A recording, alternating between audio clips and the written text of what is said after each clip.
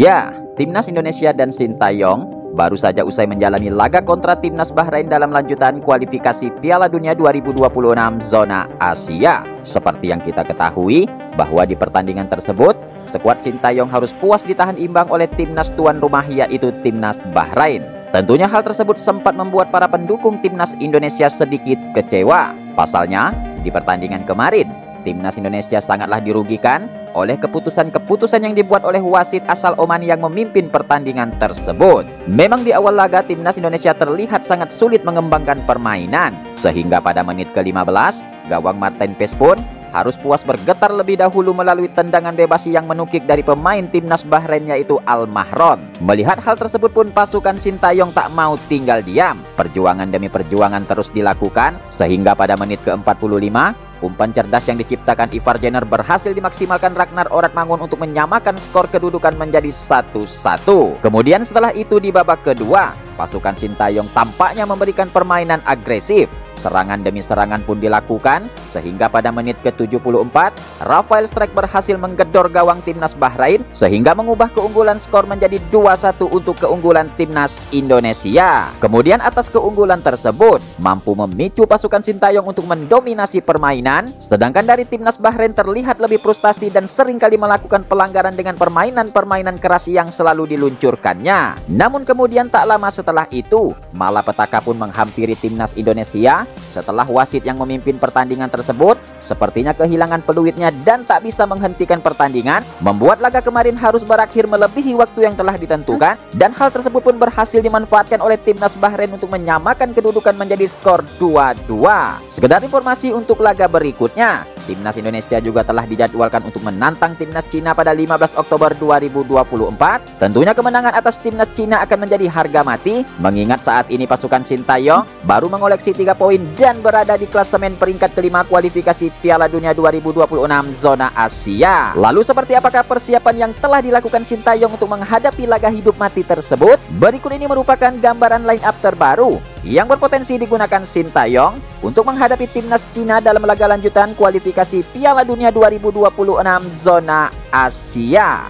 Oke, yang pertama untuk posisi penjaga gawang, sepertinya Sintayong akan kembali mengandalkan Martin Paes. Seperti yang kita ketahui saat menghadapi Timnas Bahrain kemarin, Martin Paes tercatat berhasil melakukan penyelamatan-penyelamatan krusial dalam mengamankan mister gawang Timnas Indonesia. Kemudian selain itu, kiper yang membela klub Dallas FC 1 ini secara spontan telah menjadi pahlawan baru bagi skuad pasukan Sintayong. Memang di pertandingan kemarin, gawang Timnas Indonesia sempat bergetar atas tendangan bebas menukik dari pemain Timnas Bahrain, namun kebobolan tersebut pun tak mampu membuat Martin Paes goyah. Bahkan di babak kedua, Martin Paes semakin tampil menggila. Tercatat 4 tembakan on target dari pemain Bahrain berhasil digagalkannya, sehingga membuat penampilannya saat ini semakin ditunggu-tunggu oleh para pendukung Timnas Indonesia. Kemudian dengan aksi-aksi berkelas dan menjanjikan tersebut, Martin Paes pun kini telah menjadi sosok yang paling penting di skuad Timnas Indonesia, dan bisa kita pastikan akan menjadi pilihan utama bagi Sintayong untuk mengemas 3 poin penuh saat menghadapi Timnas Cina pada 15 Oktober tahun 2024 mendatang. Kemudian selanjutnya untuk posisi barisan belakang, sepertinya Coach Sintayong akan memasang nama-nama bintang seperti Jai Itzes, Rizky Ridho, dan Mads Hilger.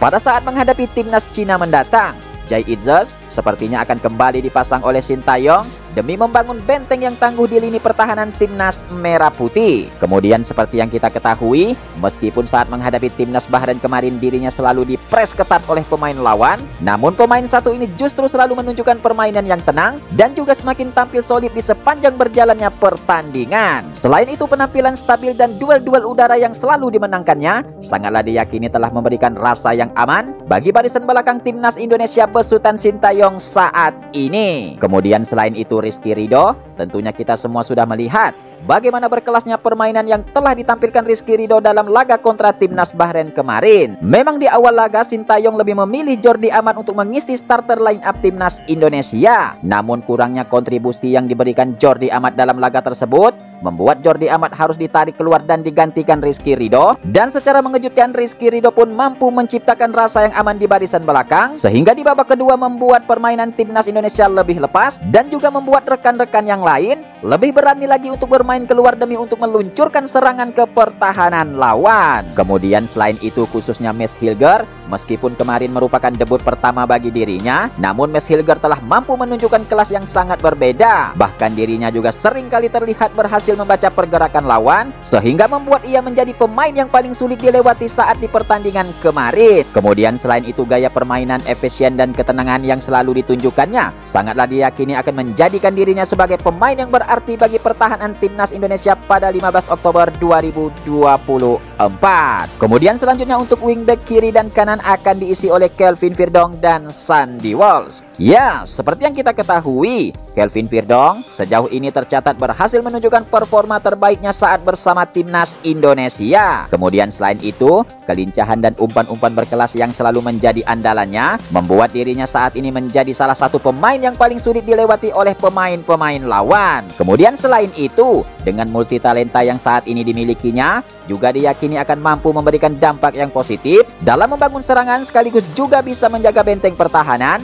saat timnas Indonesia menghadapi timnas Cina pada laga lanjutan kualifikasi Piala Dunia. Kemudian di sisi lain khususnya Sandy Walsh, tentunya kita semua masih ingat bagaimana berkelasnya penampilan yang telah dipersembahkannya saat menghadapi timnas Bahrain kemarin, sehingga mampu membuat pemain-pemain Bahrain frustasi saat akan menghadapinya. Kemudian selain itu perlu juga untuk kita ketahui bahwa Sandy Walsh selain memiliki keterampilan yang luar biasa, Sandy Walsh juga dikenal sebagai pemain multifungsi yang bisa diposisikan sebagai pemain bertahan, gelandang tengah, dan pastinya juga bisa ditugaskan ke depan untuk mengobrak-abrik jantung pertahanan timnas Cina nanti. Kemudian selanjutnya untuk posisi gelandang tengah, Sintayong diprediksi akan menurunkan Tom Hye dan Ivar Jenner. Ya, seperti yang kita ketahui bahwa pemain satu ini telah dikenal sebagai pemain yang memiliki umpan-umpan berkualitas dan akurat. Kemudian selain itu, trik-trik khusus yang dimilikinya dalam mengatur tempo permainan di lini tengah sangatlah diyakini dapat memberikan dampak yang positif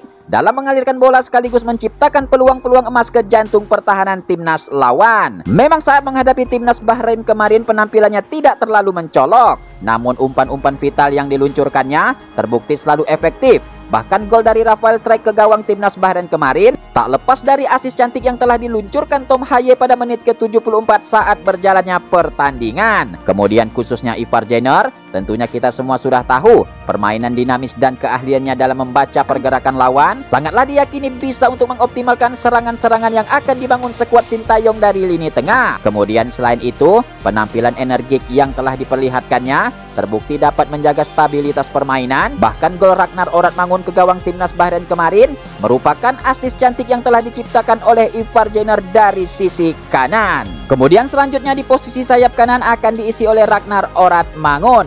Ya, memang harus kita akui pemain yang sering dijuluki Predator Garuda 1 ini selalu memberikan penampilan yang sangat memukau saat dirinya membela timnas Indonesia.